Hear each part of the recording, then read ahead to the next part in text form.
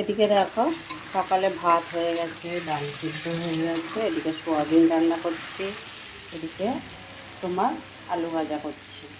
Hello everyone, সবাই কেমন আছো? আশা করি সবাই খুব ভালো আছো। আর আজকের ব্লগটাতে নিয়ে এসেছি কিছু রান্না, আর তার সাথে সাথে তোমাদের সাথে একটু গল্প করবো। তো চলো সবার প্রথমে তোমাদেরকে দেখিয়ে নিই আমার সোনা বাচ্চা লালুকে। দেখো এই দেখো, ওই ওই যে প্লাস্টিকের একটা গার্ডার দিয়ে যদি ওকে আমি গুটিয়ে দিই না, মানে ও সারাদিন ওটা নিয়েই খেলতে থাকবে একা একা। ওই দেখো দেখো দেখো কেমন খেলে। এদিকে দেখো ভাত হয়ে গেছে, এদিকে আলু ভেজে নুন হলুদ মাখিয়ে কেটে ধুয়ে পরিষ্কার করে নুন হলুদ মাখিয়ে কিছু সময় রেখে দিয়েছিলাম। তারপর দেখো তেলের মধ্যে দিয়ে দিয়েছি, বেশ লাল লাল করে ভেজে নিয়েছি। এবার নামিয়ে নেবো। আলু প্রায় সিদ্ধই হয়ে গেছে, ভাজা হয়ে গেছে খুব ভালো করে। এদিকে সয়াবিন রান্না বসিয়েছি, সয়াবিনটা জল দিয়ে ভিজিয়ে রেখে দিয়েছি, পুরো একদম ফুলে সাদা সাদা টুব্বা টুব্বা হয়ে গেছে।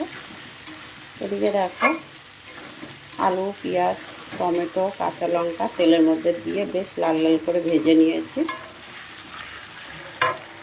এদিকে ডালটা সিদ্ধ হয়ে গেছে, এবার একটু জল দিয়ে নুন হলুদ দিয়ে পেঁয়াজ আর কাঁচা লঙ্কা দিয়ে আজকে ডালটা ফোড়ন দেবো। সাথে একটু লেবু কেটে নেবো, পাতি লেবু।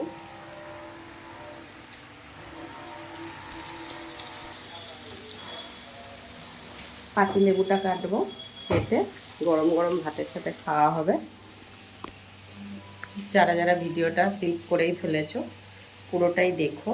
যারা আমার ইউটিউব চ্যানেলে দেখছো একটা সাবস্ক্রাইব করো, আর ফেসবুকে যারা দেখছো একটা ফলো করে সাথে থেকো। ভিডিওটা যদি ভালো লাগে সাথে থাকো। তো চলো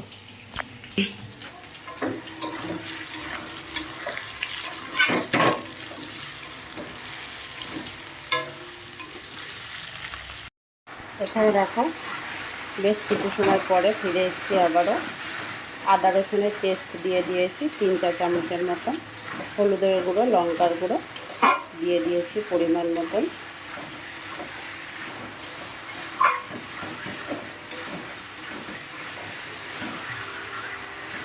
এবার না বেশ কিছু সময় ঢেকে গ্যাসটা একদম কম করে দিয়ে রান্নাটা করব।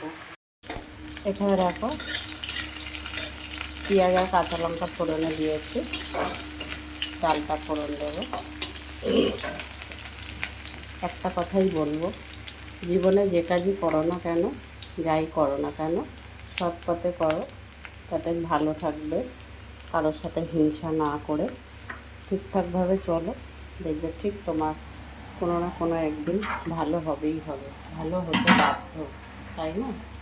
তো আমরা যারা কন্টেন্ট ক্রিয়েটার, যারা কন্টেন্ট বানাতে এসেছি, কন্টেন্ট বানিয়ে নিজের স্বপ্ন পূরণ করতে এসেছি, আমাদের সবসময় মাথায় রাখতে হবে কারোর সাথে কোনো হিংসা করা চলবে না, কারোর সাথে কোনো বাজে কথা বলা চলবে না।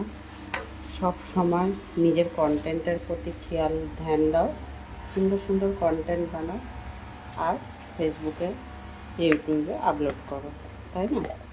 এটাই কিন্তু আমাদের কাজ। আমাদের আর সংসারের আর 5টা কাজের মতন এটাও কিন্তু আমাদের একটা কন্টেন্ট ক্রিয়েট করা কাজ। যেহেতু এটা